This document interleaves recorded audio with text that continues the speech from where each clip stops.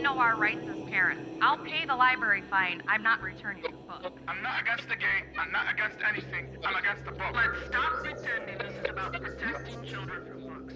It is officially Banned Books Week, and it could not come at a more crucial time for our nation. All across the country, calls to ban books with topics addressing sex, gender, and race are growing even louder.